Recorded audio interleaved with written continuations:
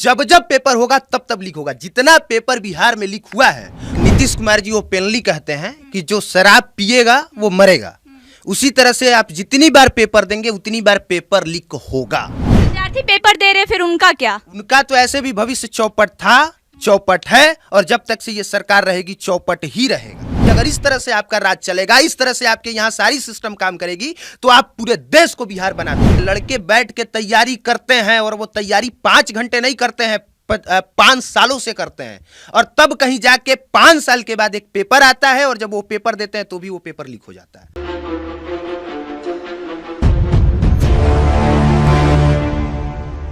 बिहार में एक बार फिर से पेपर हुआ लीक और इस पर जमकर हो रहा है बवाल। 8 मई को बीपीएससी का पेपर लीक हुआ था और कल बीएसएससी सीजीएल का पेपर एक बार फिर से लीक हो गया है। अभी हमारे साथ अभिनव है, इनसे हम बात करेंगे कि आखिर क्यों बार बार पेपर बिहार में लीक होता है। एक बार फिर से बिहार में पेपर लीक हो गया, सीजीएल का वो भी। देखिए, माननीय मुख्यमंत्री जी नीतीश कुमार जी ओपनली कहते हैं कि जो शराब पिएगा वो मरेगा। उसी तरह से आप जितनी बार पेपर देंगे उतनी बार पेपर लीक होगा। अब ये बेचारे ऑफिशियली ये बात कह इसलिए नहीं पा रहे हैं क्योंकि ये कहे कैसे, कहेंगे तो फंस जाएंगे। शराबबंदी में उन्होंने शराब बंद कर दिया तो ओपनली कह देते हैं। अब इनको चाहिए कि ओपनली ये भी कह दें, एकदम ऑफिशियली ट्विटर पे ट्वीट करें कि जब जब पेपर होगा तब तब लीक होगा। कोई पहली बार तो ऐसा है नहीं कि पेपर लीक हुआ है। जो विद्यार्थी पेपर दे रहे, फिर उनका क्या? उनका तो ऐसे भी भविष्य चौपट था, चौपट है, और जब तक से ये सरकार रहेगी चौपट ही रहेगा। इस बार काफी सख्ती के साथ सीजीएल का पेपर लिया गया था। कौन सा पेपर सख्ती के साथ नहीं लिया जाता है? बिहार बीपीएससी का पेपर हुआ था, वो भी तो सख्ती के साथ हुआ था, वो भी तो पेपर लीक हुआ था। और इससे पहले भी तो बिहार पुलिस का जो पेपर हुआ था वो भी लीक हुआ था।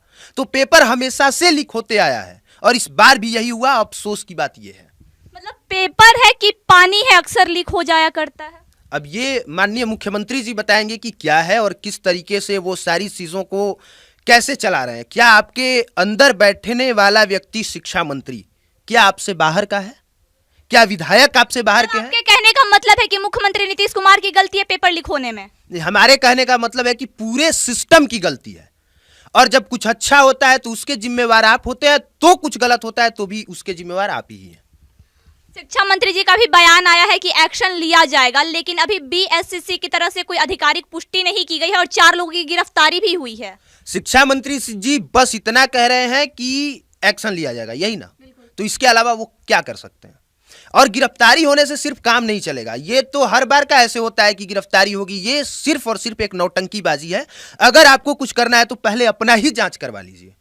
उनमें क्या गड़बड़ी है? नहीं, गड़बड़ी उन्हीं में है। कैसे? आदमी ऊपर बैठा है ना, वही विनाश कराता है। नीचे बैठने वाले लोग तो बस, लेकिन वो तो कहते हैं प्यार मोहब्बत बांटेंगे, दिल्ली मॉडल लागू करेंगे।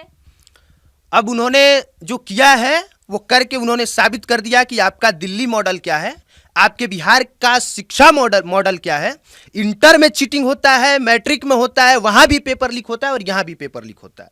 तो आप कौन सा दिल्ली मॉडल लाएंगे? एक बात और गौर करने वाली है कि 8 साल बाद सीजीएल का पेपर हुआ था, 8 साल बाद। और इससे पहले भी जो हुआ है शायद उसका भी अभी भी केस चल रहा है, वो भी आज तक से कंप्लीट नहीं हुआ।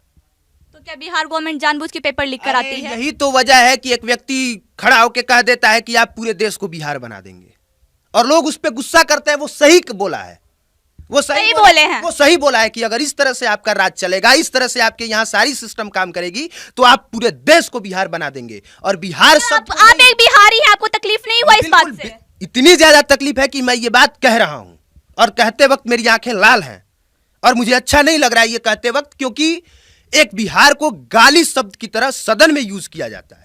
और यूज इसीलिए किया जाता है क्योंकि ये सिर्फ बिहार में होता है कि जब जब पेपर होगा तब तब लीक होगा। जितना पेपर बिहार में लीक हुआ है उतना पेपर न मध्य प्रदेश का आंकड़ा है, न राजस्थान का, न उत्तर प्रदेश का। तो बिहार में पेपर लिया ही क्यों जाता है जब लीक ही होना रहता है? हाँ, ये कह लीजिए कि ओपनली इन लोगों को चाहिए कि जो भी व्यक्ति पैसा देगा उसको हम ज्वाइनिंग करा देंगे। ये सिस्टम इन लोगों को लागू कर देना चाहिए। तो सरकार को क्या करना चाहिए? यही करना चाहिए कि जो पैसा देगा उसको हम पद पे बैठा देंगे। तो भ्रष्टाचार हो जाएगा ना? हाँ, तो अभी उससे ज्यादा तो अभी भ्रष्टाचार हो रहा है। कम से कम सरकार तो एक्शन ले रही है ना, बोल तो रही है कि एक्शन लेंगे, सजा मिलेगा। अरे तो सजा मिलती कहाँ किसी को है? जब शिक्षा मंत्री दोषी है, जब मुख्यमंत्री दोषी है, तो आप किसको सजा देंगे? शिक्षा मंत्री कैसे दोषी है? वो तो दिल्ली मॉडल का बात हाँ, तो इसीलिए वो गलत है ना कि मॉडल की वो सिर्फ और सिर्फ बात कह रहे हैं, काम नहीं कर रहे हैं। और आप शिक्षा मंत्री हैं, अगर आपके इशारे पे कुछ नहीं हो रहा है तो किसके इशारे पे हो रहा है? कौन वो नीचे लोग हैं जो आपसे भी बड़े हो गए हैं और नहीं डरते हैं, और वो चुपचाप पेपर लीक करा देते हैं और आपको उस बात की तनिक भी भनक नहीं लगती?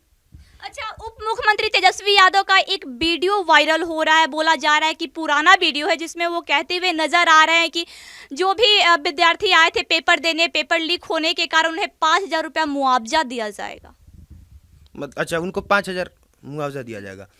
तो मुझे लगता है कि तेजस्वी यादव जी अपना मानसिक संतुलन खो बैठे हैं। युवा के नेता हैं, ऐसे कैसे आप इसीलिए वो खो बैठे हैं। 5,000 में उन बच्चों के भविष्य को वो जो तौलने की कोशिश कर रहे हैं, अगर आप बता रही हैं अगर वो सही है तब मैं कह रहा हूँ, पुराना वीडियो ऐसा कहा जा रहा है। हाँ, तो भी उनका मानसिक संतुलन खोया है। नहीं खोया है तो आप इस तरह की बात मत कीजिए। लड़के बैठ के तैयारी करते हैं और वो तैयारी 5 घंटे नहीं करते हैं, 5 सालों से करते हैं, और तब कहीं जाके 5 साल के बाद एक पेपर आता है, और जब वो पेपर देते हैं तो भी वो पेपर लीक हो जाता है, और उसके बाद आप कहते हैं कि हम 5,000 देंगे।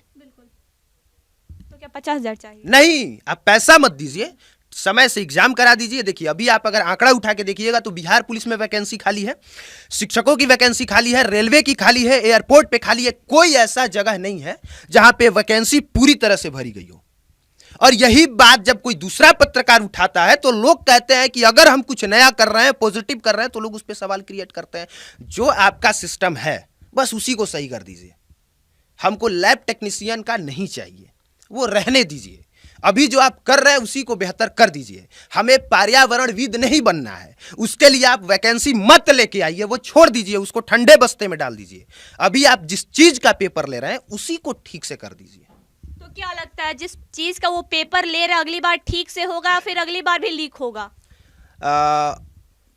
अब ये मैं कौन होता हूं कहने वाला कि अगली बार अच्छे से होगा कि नहीं होगा। अब जो मौजूदा हालात, सरकार पे भरोसा है? बिल्कुल भरोसा नहीं है। या तो आप किसी लड़कों से जाके पूछिएगा तो कहेगा कि बिल्कुल भरोसा नहीं है। ऐसे तो भरोसा नहीं होता है। तो ऐसी परिस्थिति में विद्यार्थियों को क्या करना चाहिए, जो सालों मेहनत करके आते हैं, पेपर देते हैं, उसके बाद पता चलता है पेपर ही लीक हो गया है? देखिए, ऐसे विद्यार्थियों को अब हम क्या कहें, किसी भी तरह से लगे रहिए, सफलता मिलेगी। कैसे? अब एक तो 8 साल बाद पेपर हुआ, 8 साल बाद लोग एग्जाम देने गए सीजीएल का, उसमें भी पेपर लीक। तो इसमें अब बस यही है ना कि अब किसी भी तरह से अपने भाग्य को कोसिए, लेकिन मेहनत करते रहिए। अब मेहनत करना तो इसके लिए मत छोड़िए, क्योंकि इसी में कुछ लोगों का हो रहा है तो आपका भी होगा।